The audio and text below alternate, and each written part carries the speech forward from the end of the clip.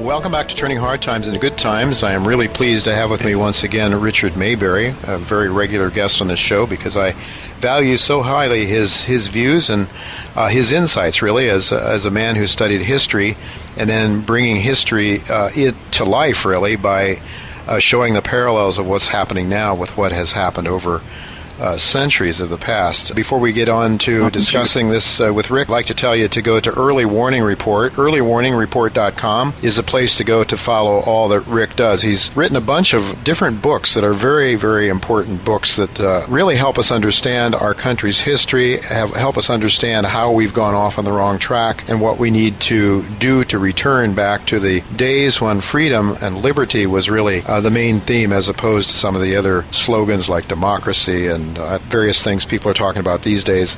But in any event, I'm so glad you could join me again, Rick. Thanks for being with us. Thank you, Jay. I always enjoy being on here because you're one of the best hosts that I've ever run across. You do the homework that's necessary to ask the questions that go down 2 or 3 or 4 different levels instead of just staying in this superficial stuff that the news media usually covers. So I, for one, personally thank you for being a very good interviewer. Well, thank you, Rick. That's very kind of you to say that, but I might just also say that your letter, those who read your letter, it prompts those kind of questions. So we'll throw it back at you and give you the credit because you have done the work. You are what you call the 5,000-year-old man or something like that. You go back into history so far, and I think people really need to understand history. We're given, of course, a version of history that suits the status quo always, and so I guess that's nothing new in history either, but to dig beneath the surface and see what really happened as opposed to what we are supposed to believe happened is very, very important. So let's get into, before we get into history, let's try to look at what's happening now on the political landscape in America. It's very hard to ignore that. Donald Trump. I looked at Donald Trump when he first came on the scene, I'm saying, and I had recently read a book about Dietrich Bonhoeffer, and Bonhoeffer, and what happened in Germany during the 1930s, during the times following World War I, when they were in such dire straits. The German people were looking for answers, and the emotions were running strong, and they fell for Hitler, and the rest was history. It wasn't a very happy history. And I saw some parallels with, I felt initially, with Donald Trump. But anyway, I'd like to get your take on Donald Trump, if you want to just talk a little bit about where you're coming from. Well, I think that Trump is an unknown. He is, as far as anybody knows, a shell, and nobody knows what's inside that shell. But what we see is a man who is playing the buffoon because he realizes that majority rule is mob rule. The typical individual is way too busy with daily life, with diapering the baby and washing the car and mowing the lawn and working at his job and all that, to understand the issues about which he votes. You stop the typical person on the street and you ask him, what do you think about Federal Reserve's quantitative easing? Or what do you think about the geopolitical situation in South Sudan? And they'll just look at you with a blank stare because they cannot know an informed way to vote. They can't understand these things. I say that with great authority because I study these things all day long, every day. I've been doing it for 37 years full time. Sure. Getting into these issues, and I am not qualified to vote. Interesting. So someone who spends his whole life doing that isn't qualified to vote. How can the average person who doesn't even give any thought and couldn't find the Sudan on the map if his life depended on it? Right, exactly. So I think Trump understands that. He understands that majority rule is mob rule, and he is playing to the mob. And that's not to say every voter has a mob mentality, but there are tens of millions of them out there who do, and he has figured out how to get to them. And what he knows is that the typical American is really angry at Washington. Tens of millions of them probably now hate Washington because they don't understand these issues, but they know who has screwed up their lives, and that is the political establishment in Washington. And so, to me, practically every vote for Donald Trump is a vote against Washington. Right. It's a way of saying, I hate Washington. And no matter how you argue against Donald Trump, it comes down to that. That's the decision people are making, is they just want a way to say, I hate Washington. And I think that's what's going on. And all of this clowning that he does, he just knows that the typical individual only understands sports, entertainment, and his job. Uh-huh. And so he's being entertaining. He's giving the people what they want. And I think that's all it comes down to. Now, something I will point out that I think is very serious is that if you look back in history, something you find consistently, not all the time, but pretty consistently, is that just before a country goes into a revolution, its politics gets really nutty. And an example of that is America itself. As they were going into the American Revolution, the Boston Tea Party happened. That was a totally insane incident. The people were angry at this tax, and so they attacked the tea merchants. Now, the tea merchants were also against the tax, because they didn't want the demand for their tea to drop off. So the tea merchants were on the side of the rebels, and the rebels attacked the tea merchants. Now, that's how crazy it can get as you're going into a revolution. The Civil War was the same way. Civil War was really a revolution against the federal government that failed. And if you look at the South, their thinking at that time, almost all of American industry that was capable of producing weapons was in the North, and the people in the South had themselves convinced that they were going to win the war. It was totally insane, absolutely insane. And that's what happens very often as you're moving into a revolution. People get really crazy.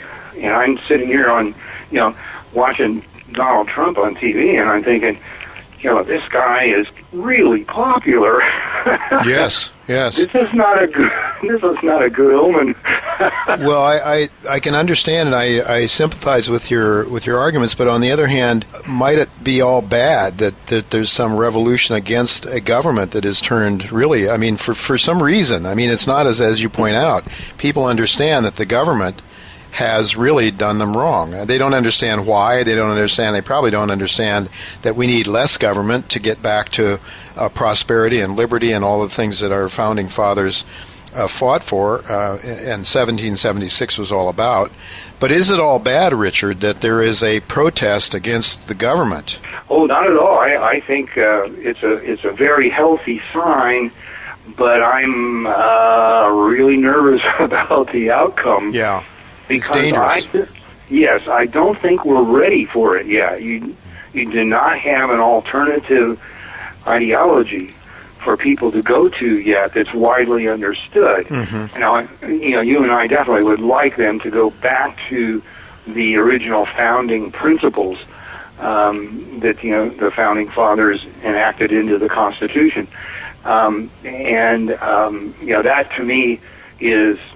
It's not perfect, but it's a whole lot better than what we have. But the people don't understand it. I imagine, you stop 100 people on the street, ask them, what is the Constitution? And 99 will have no idea. No, yeah. That's incredible. If they don't even know what the Constitution is, they could care less what it says. And and of course, our leaders have proven they could care less what it says. So I'm just wondering, why do you think, Richard, why do you think the establishment is so fearful of him? One of the things that I've thought of is that this is a guy who seems to be a loose cannon. He can do and will do whatever he pleases or whatever the mob might want. Democracy, mobocracy, the same thing, and he's playing on that mobocracy mentality of as you pointed out in your letter. The founders never talked about democracy. We were not supposed to have it. It was a republic, and it was supposed to be limited government. Would you see, Trump doesn't come across as a limited government kind of a guy, really? Does he? Not to me, he doesn't. He comes across to me as a total fascist. Uh-huh. Yeah. Fascism is the philosophy that says that all truth is a matter of opinion, which means right and wrong are matters of opinion, and so the government should do whatever appears necessary, no exceptions, no limits. And that's the kind of guy I think he is, and that's the kind of guy I'm most afraid of. Well, is he maybe not an upfront, in-your-face fascist, as opposed to the guys that are playing the game as if they care about us, as if they care about truth and reason and all of that, but in the same time are, in fact, acting more and more like a fascist government, our government, I would argue. I don't know if you'd agree with that. No, I agree. He's a much more recognizable fascist than the other fascists are. That's kind of the way I saw it, and so sometimes, it's better to have an enemy that you can identify than one that is hidden, which nobody thinks is dangerous. To me, I see the guys that are, the Princeton, Harvard, and Yale guys that are well-spoken, silver-tongued guys, well-dressed, who are, to me are very, very dangerous. But in any event, he is a phenomenon, and they're pulling out all the stops. I mean, last week, Romney made a big speech. You said you watched that speech. I didn't have a chance to see it. What's your take? Was Romney doing a good job of outlining the potential dangers of Donald Trump? I think, now this is not a statement of me agreeing with Romney or anything, but as a piece of politics, it was masterful, in my opinion. One thing he did was look like a president. And he spoke and behaved like a president, extremely polished. And I think, people react to visual things much more than verbal things. And I think that by just simply putting himself up there and going through that performance, he was creating an image that people can contrast against Trump. And they will see, and I'm sure they have already realized, it's a guy who looks like that you want for a president, not a guy that looks like Trump. So that by itself, I think, was a masterful piece. And his logic, I think, was also pretty much flawless as far as tearing Trump down. But he didn't get at the heart of the matter, which is that people hate Washington, and they feel that a vote for Trump is a vote against Washington. Right. Well, he'll come across as another Washington figure, and we've seen what's happened throughout this Trump run. Is whenever people start to really try to put him down, it seems to have galvanized more support for Trump rather than hurt him. But again, I didn't see this. Just you have to wonder, Richard, if maybe the end game here from the Republican establishment isn't a brokered convention. I guess we'll know more as more votes come in. And then perhaps a Romney run again, perhaps, with the other candidates not looking all that strong either. Yeah, it could be. A wild card in all of this is the Electoral College. Those people, as far as I know, in all the states, maybe not all of them, I don't know, but the whole point of the Electoral College is to keep America from being democratic. Because electors are allowed to vote for anybody they want. And I think that Romney's speech was an attempt to cause these electors to go off on their own and vote for someone other than Romney or than Trump. Yeah. Well, whatever happens in this election year, I think you and I both believe that we're in big trouble. The country's in big trouble one way or another. I was listening this past week to Ray Dalio on Bloomberg, and he was talking about the enormous amount of debt, not just in the United States, but globally, how we've reached a peak debt situation, and how every 70 or 100 years or so we come into these cycles where debt gets so extreme it cannot be serviced. And he's saying more quantitative easing certainly won't help. The only thing that's left, he says, is what is to create helicopter money. By that, he's suggesting that the Federal Reserve or the Treasury would just simply send checks of whatever size they choose to every American man, woman, and child and let them go to it. Now, Rich, you talk a lot in your newsletter, and I appreciate this about it. You talk about velocity. A lot of people in our Austrian school camp are not really believers in velocity of money, but to me, I think you're spot on. when you talk about velocity, because people can, when they have income, they can either spend it or they can sit on it and hoard it. And we've been seeing more and more of the hoarding of money. Of course, the big banks are hoarding money, and they're being paid now a whole 0.5% not to lend, just to keep the money in the Federal Reserve System. So that's part of the reason, I think, why we're not seeing a big velocity. But also, I think that individuals are finding it very difficult to make ends meet. They're shrinking paychecks in terms of their real take-home pay. And their cost of living are going up much more, I think, than the government suggests, and so therefore people are just having to hoard money.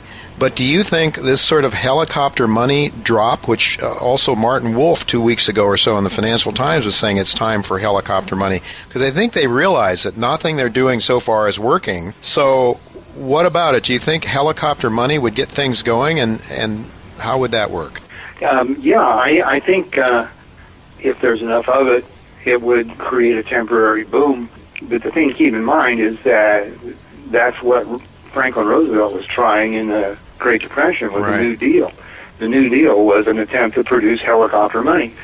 And what you need to do that is for Congress to be on your side and to be willing to spend exorbitant amounts of money so that that money can be poured directly into people's wallets and bank accounts. Mm-hmm.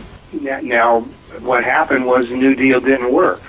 That everybody in high school in the United States is taught that the New Deal did work. Yes. If you look at the government's own statistics, there were more people unemployed in 1939 than there were in 1931. Yes. So the New Deal failed because there wasn't enough helicopter money. Congress didn't spend enough.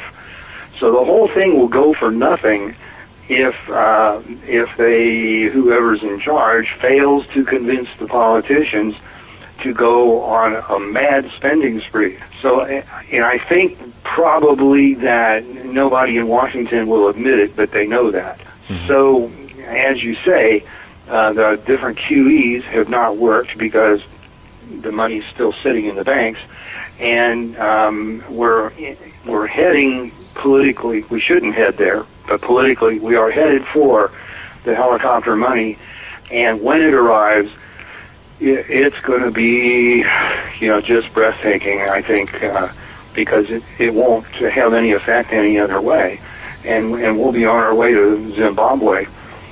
So the hyperinflationary scenario that we had John Williams on this show last week, and he is absolutely convinced that that's what the outcome will be, that ultimately here, when the dollar gives way finally, when confidence is lost, and I don't know, Richard, about you, but I see the gold price picking up very nicely this year, commodity prices maybe bottoming in the way it looks, maybe there is some loss of confidence. I mean, after all, if you look around, and mainstream people are saying, well, wait a minute, nothing is working anymore. I mean, I'm hearing the folks on Bloomberg say that. Mm-hmm. So where are they going to go? Where are they going to go? I mean, it seems to me there's been a surge, as John Tomazos, mining analyst, pointed out last week on my show, enormous amounts of money going into gold, into the ETFs so far this year.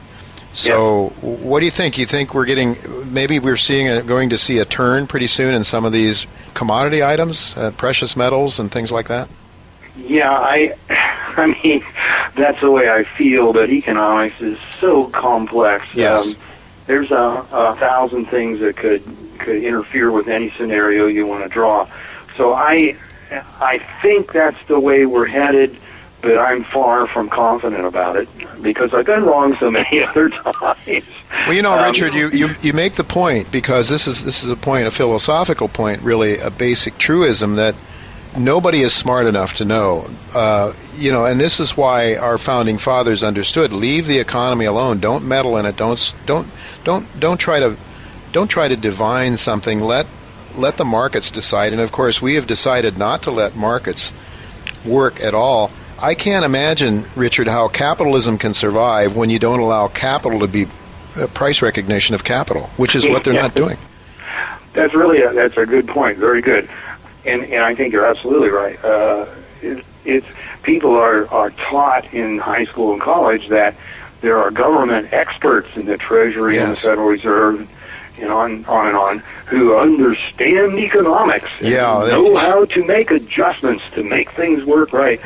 Well, no, they don't know that. That's way beyond any human knowledge. That's it. You're getting into the divine when you're talking about that. That's right. And the natural laws that our founding fathers, at least some of them to a great extent, understood, have been have really been thrown out the door. Well, I want to, in the few minutes we have left yet, Richard, I'd like to ask you. You had, as always, so many excellent ideas and insights in your letter. What are you telling your subscribers to do now in terms of preparing for? I mean, I know you put here a very interesting on page 2. You have some price targets for oil, gold, silver, platinum, palladium, defense stocks, which I know you have been very good with. Whole collector coins, commodities, the Rogers Raw Materials Index. You got the Case-Shiller housing sector, and you're looking at some extreme numbers here. For example, I might tell my listeners, you have gold going to $12,000. You got silver going to $200. You've got the Case-Shiller index going from 181 to 500. Now, again, you're as a humble practitioner of Austrian economics, you know that these are sort of long-term estimates, I guess, right? Yes, correct. And so you see this, as I understand your letter, you see this whole situation unwinding or falling apart, not all of a sudden, but probably over a period of time? Yes. Although it could be sudden, the amount of stupidity in Washington is great enough that it could trigger off just a sudden global catastrophe. That's a definite possibility. The point I'm making there with that chart is that one of the things the newsletter deals with a lot is that what's really happening in the world, the really big thing that's happening that's more important than monetary policy or than any of the rest of it, is that the U.S. empire is falling apart. And Washington is trying to stop it.